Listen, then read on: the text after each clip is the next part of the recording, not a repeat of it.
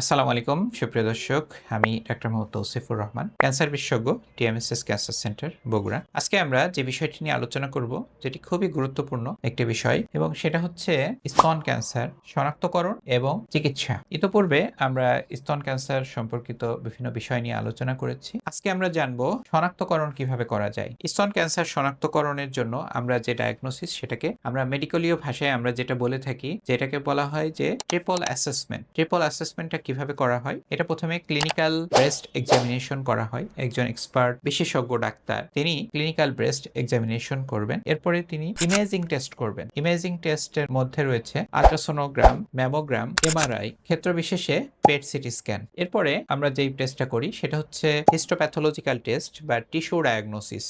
Tissue ডায়াগনোসিসটা আমরা কয়েকভাবে করতে পারি। তো সবচেয়ে রিলায়েবল যেটা, সেটা হচ্ছে core biopsy test. Core biopsy টেস্টের মাধ্যমে আমরা যখন এটা শনাক্ত করি, তাহলে এই তিনটা ডায়াগনোসিস যখন একসাথে আমরা কনফার্ম করি, তখন একটা ব্রেস্ট ক্যান্সার কনফার্ম হয়। এছাড়াও আরো কিছু পরীক্ষা নিরীক্ষা রয়েছে। এটা আরো ব্রেস্ট ক্যান্সারের অনেকগুলো ধরন রয়েছে। তার ভিতরে কিছু কিছু ধরন আছে আগ্রাসী ধরনের, কিছু কিছু আছে অতটি আগ্রাসী নয়। সেই বেসিসের উপর ভিত্তি করে আমরা আবার স্তন ক্যান্সারকে লুমিনাল গ্রেডিং সিস্টেমে আমরা ভাগ করি, লুমিনাল ক্যাটাগরি সিস্টেমে ভাগ করি। সেক্ষেত্রে আমরা হরমোন সেন্সিটিভ এবং হরমোন সেন্সিটিভ নয় দুইটা ভাগে আমরা বিভক্ত করি। হরমোন সেন্সিটিভ ব্রেস্ট ক্যান্সার নয়, যার ভিতরে একটা রয়েছে যে triple negative breast cancer. Triple negative breast cancer সবচেয়ে আগ্রাসী একটা ধরনের ক্যান্সার। এছাড়াও HER2 পজিটিভ ব্রেস্ট ক্যান্সার, যেখানে আমাদের অ্যান্টি HER2 অ্যান্টিবডি দেওয়ার প্রয়োজন পড়ে। এছাড়াও আমরা এইগুলো ডায়াগনোসিসের জন্য আমরা যে টেস্টটা করে থাকি সেটা হচ্ছে ইমিউনোহিস্টোকেমিস্ট্রি টেস্ট, এবং ক্ষেত্র বিশেষে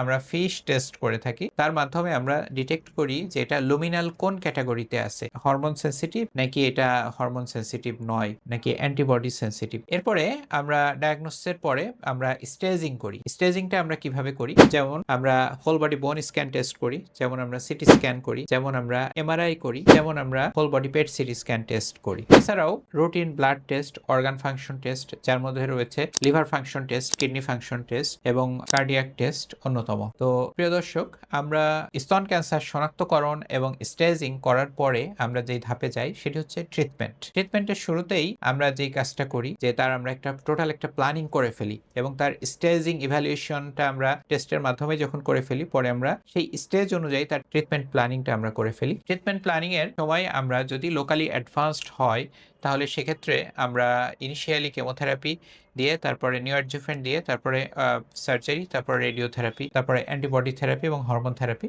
আমরা এইভাবে আমরা চিকিৎসাগুলো করতে পারি। তবে দেখা যায় যে অধিকাংশ ক্ষেত্রেই ব্রেস্ট ক্যান্সার